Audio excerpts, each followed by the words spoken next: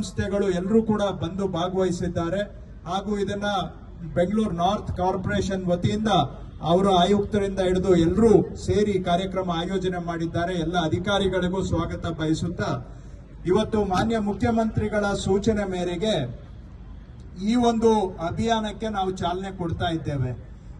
ಸುಮಾರು ವರ್ಷಗಳಿಂದ ಎಲ್ಲಿ ಸಿಕ್ಕಿದ್ರೆ ಅಲ್ಲಿ ರಸ್ತೆ ಬದಿಗಳಲ್ಲಿ, ಸಾರ್ವಜನಿಕ ಜಾಗಗಳಲ್ಲಿ ಯಾರೋ ರಾತ್ರಿನೋ ಎಲ್ಲೋ ಯಾರು ನೋಡದೇ ಇದ್ದಾಗ ಈ ಕಟ್ಟಡದ ತ್ಯಾಜ್ಯವನ್ನ ತಂದು ಸುರಿದು, ಇದು ಎಲ್ಲಂದ್ರೆ ಅಲ್ಲಿ ಯಥೇಚ್ಛವಾಗಿ ಸುರಿದು ಬೆಂಗಳೂರಿನ ಆರೋಗ್ಯಕ್ಕೂ ಮಾರಕ ಇದು. ಯಾಕೆಂದ್ರೆ ಇಂಥ ಜಾಗ ನೀವೆಲ್ಲ ನೋಡಿದ್ರೆ ಇದರಲ್ಲಿ ಹಾವುಗಳು, ಇಲಿಗಳು, ಸೊಳ್ಳೆಗಳು, ಅನಾರೋಗ್ಯದ ತಾಣ ಇದು. ಜೊತೆಗೆ ನೋಡೋದಕ್ಕೂ ಕೂಡ ಬಹಳ ಅಸಹ್ಯಕರವಾದಂತ ವಾತಾವರಣ. ಅದು ಅಲ್ಲದೆ ಈ ಸ್ಪಾಟ್ ಏನಿದೆ, ಬೆಂಗಳೂರು ಇಂಟರ್ನ್ಯಾಷನಲ್ ಏರ್ಪೋರ್ಟ್ ಇಂದ ಯಾರೇ ಬಂದ್ರು ಇಲ್ಲಿ ಕಂಪಲ್ಸರಿ ಆಗಿ ಪಾಸ್ ಆಗ್ತಾರೆ. ಇದು ಒಂಥರ ಇಂಟರ್ನ್ಯಾಷನಲ್ ಎಂಟ್ರಿ ಪಾಯಿಂಟ್ ಬೆಂಗಳೂರಿಗೆ. ಇಂಥ ಕಡೆ ಬೇರೆ ಕಡೆನೂ ಬೆಂಗಳೂರು ನಗರದಲ್ಲಿ ಇದೇ ರೀತಿಯಲ್ಲಿ ಅಸಹ್ಯಕರವಾದಂತ ಬೆಂಗಳೂರಿನ ಆರೋಗ್ಯ ಮತ್ತು ಸೌಂದರ್ಯವನ್ನ ಕೆಡಿಸ್ತಕ್ಕಂತಹ ಈ ತ್ಯಾಜ್ಯ ಸುರಿದಿರೋದು ಏನಿದೆ, ಇದನ್ನ ನಿರ್ಮೂಲನೆ ಮಾಡಬೇಕು ಅಂತ ಮುಖ್ಯಮಂತ್ರಿಗಳು ಸೂಚನೆ ಕೊಟ್ಟ ಮೇಲೆ ಕಳೆದ 1.5 ತಿಂಗಳಿನಿಂದ ಇದನ್ನ ನಾವು ನಮ್ಮ ಅಧಿಕಾರಿಗಳು ಮತ್ತೆ ಎಲ್ಲ ಬೇರೆ ಬೇರೆ ಸಂಸ್ಥೆಯವರು ಸೇರಿ ಪ್ಲಾನ್ ಮಾಡಿ ಇವತ್ತು ಈ ತೆರವು ಮಾಡತಕ್ಕಂತ ಕಾರ್ಯಕ್ರಮಕ್ಕೆ ಆಗಸ್ಟ್ ತಿಂಗಳು ಸ್ವಾತಂತ್ರ್ಯ ದಿನ ಇರುವಂತಹ ತಿಂಗಳು.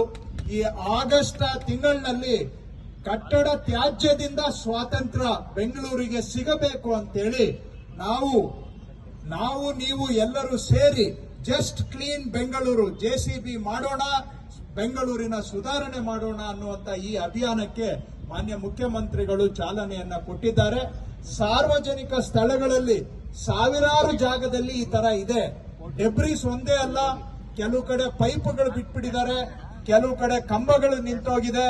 ಹಿಂದೆ ರೋಡು ಡ್ರೈನ್ ಕೆಲಸ ಮಾಡೋವಾಗ ಸ್ಲ್ಯಾಬ್ಸ್, ಕಲ್ಲು ಎಲ್ಲಂದ್ರೆ ಅಲ್ಲೇ ಬಿಟ್ಬಿಟ್ಟು ಹೋಗಿದ್ದಾರೆ.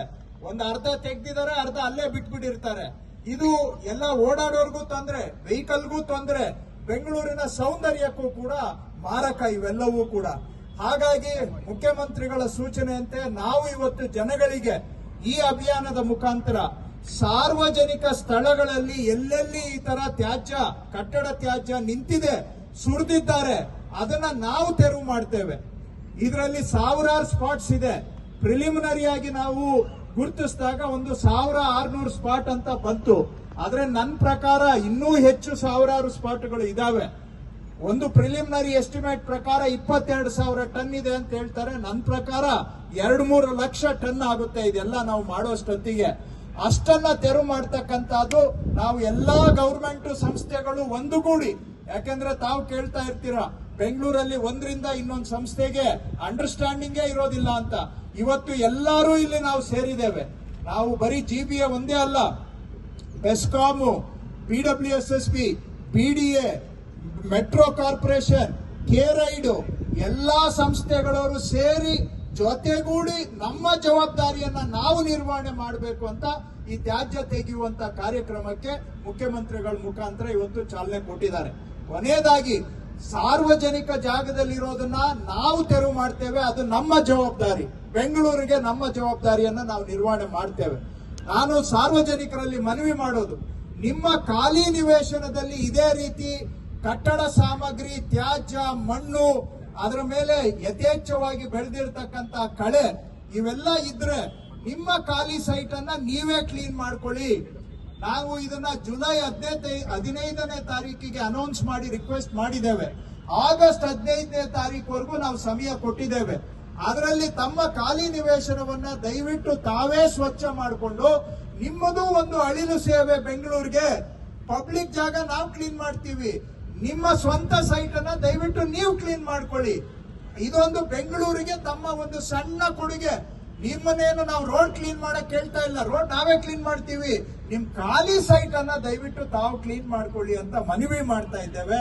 ಆಗಸ್ಟ್ 15ಕ್ಕೆ ತಾವು ಮಾಡಲಿಲ್ಲ ಅಂದ್ರೆ ನಾವು ಪಾಲಿಕೆ ವತಿಯಿಂದ ಅದನ್ನ ಸ್ವಚ್ಛ ಮಾಡಿ ಅದಕ್ಕೆ ತಗಲುವಂತ ಖರ್ಚನ್ನ ನಿಮ್ಮ ಅಕೌಂಟಿಗೆ ನಾವು ಜಮಾ ಮಾಡಬೇಕಾಗುತ್ತೆ. ಅದಕ್ಕೆ ಅವಕಾಶ ಕೊಡೋದು ಬೇಡ.